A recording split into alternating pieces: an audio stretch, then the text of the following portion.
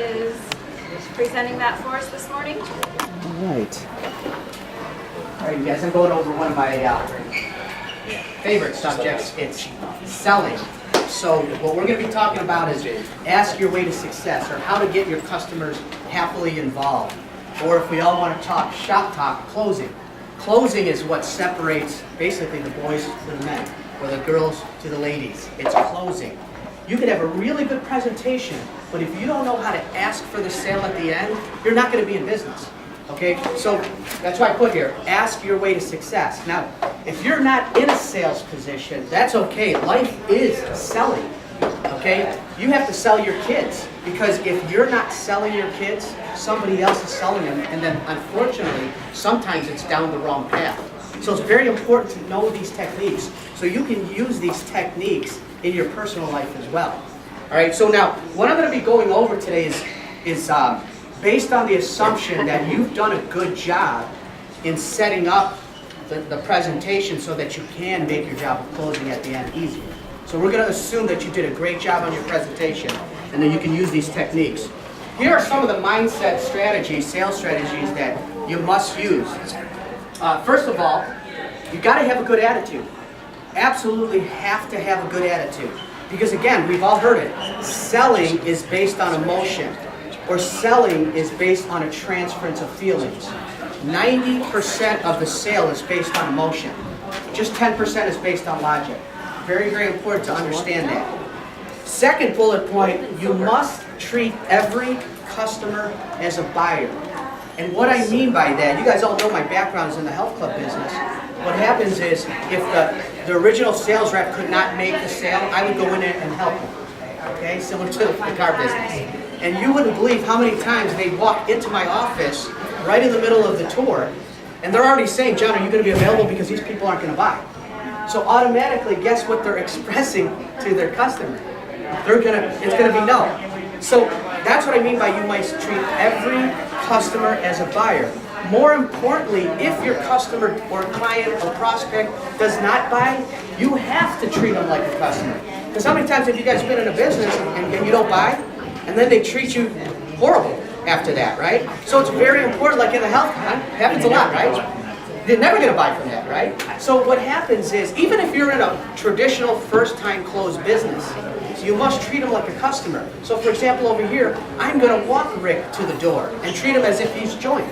Thanks for coming in, Rick. I really appreciate your time, and I look forward to seeing you during the free month that I'm giving you. Okay? Have a good weekend, or whatever. So you want to treat every customer as a buyer. Okay? Now, I can't remember if it was Frank or Chuck that mentioned this. No does not mean no, meaning N-O. If you look at the definition of no in a dictionary, it's final. It's over. And you can't treat it like that. You have to treat no as K-N-O-W. They don't know enough about you or your product or your service or whether they should trust you. That's why you have to, right here, the average sale is based on the 5th attempt. Okay? Listen twice as much as you talk. Okay, and I got to tell you guys, if you guys get these techniques today, I promise you, you will increase your closing percentage 15 to 25%. I'll just give you my personal example. 20 years old, I got into this business at 18, the health club business, but it was kind of my second job. I got into sales at 20. I went from $15,000 a year to $39,000 a year because I learned these techniques that I'm going over with you. And I was 20 years old. I was shy. I was so shy, my wife asked me out. That's how shy I was. She's not here to verify that though today. Okay, but no means no. Listen twice as much as you talk. God gave us 2 ears and 1 mouth. Use it in that proportion.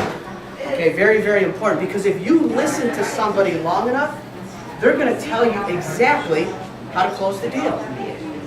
It's really weird. Listen to them long enough, and they'll tell you exactly how to close the deal. Okay. Another thing is objections versus conditions. Like you mentioned, Daria, it's like a ladder. Okay, think about objections like a ladder. The ladder is the way to get to your destination. So if you're using a ladder to get to the top of the roof is the sale.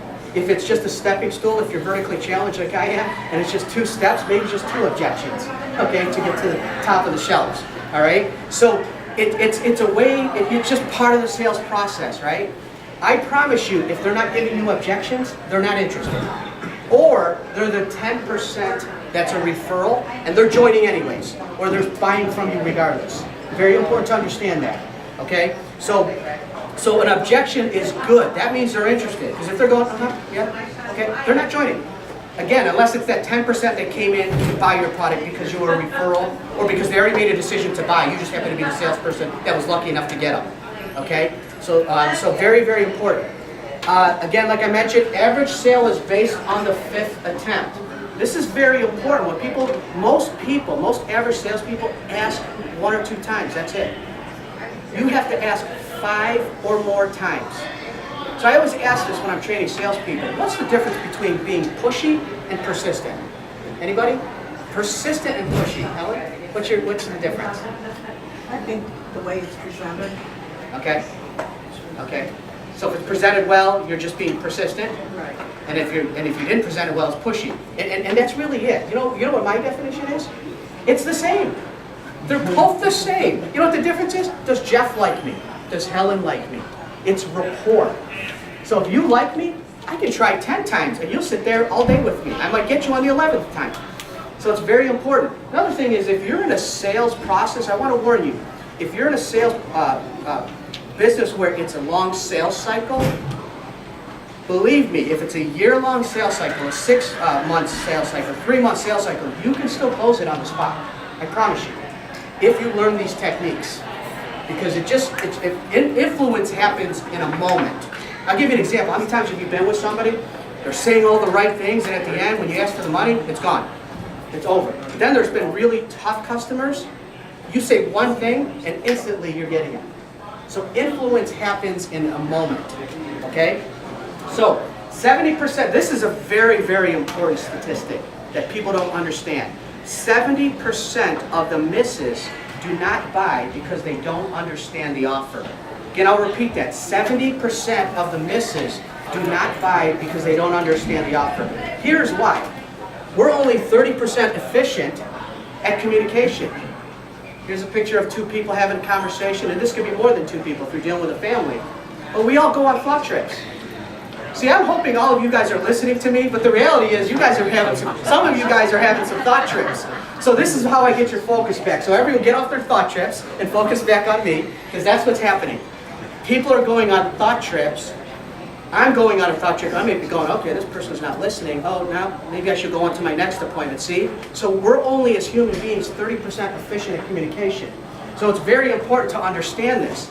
So that's why when you're getting down to the nitty-gritty, when you're going over the pricing, what does all the coaches say?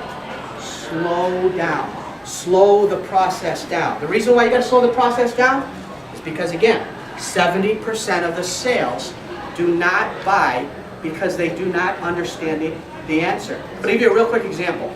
I'd go in, a person would get I just did a cash presentation training for my staff. So I said, go get cash. She goes, oh, John, you just did the cash presentation. You get it, right? No, I said, nuh-uh, you get it. So they couldn't get it. And the reason why I know this person can get cash, the whole family paid cash. So why wouldn't this person get cash, right? So we close them on a 3-year membership. So I'm closing them on a paid in full, or the person couldn't close it. I came in there and I got the paid in full cash. Why? They thought that he was offering a 2-year membership for the same 3-year price. 70% of the sales do not buy because they don't understand the offer. That's why they didn't pay it in full. After I clarified it, no, that's a 3-year membership. She said, oh, it's a good deal. And I knew it because they were all my customers. They all paid in full. Why wouldn't the third one pay in full? So again, very, very important. And again, I said treat your misses as customers, as I told you already. Reason why you have to ask 5 or more times, it's just peeling away the layers of resistance, just like an onion. Very, very important. You peel away the layers of resistance, and eventually, they're just going to say, makes sense. Makes sense. You know, because there's a saying that I learned a long time ago from an owner I worked for in Atlanta. A man or woman convinced against their will is of the same opinion still. Man or woman convinced against their will is of the same opinion still. So I don't care how good a salesperson you are. If they're convinced, you're not gonna sell them. So he always used to say, here's how you do it. Now you give them new information so they can make a new decision. That's why you have to peel away the layers of resistance. So I'm going to go over some basic techniques with you. You gotta know at least 5 closing techniques. Why? The average sales is based on the 5th attempt.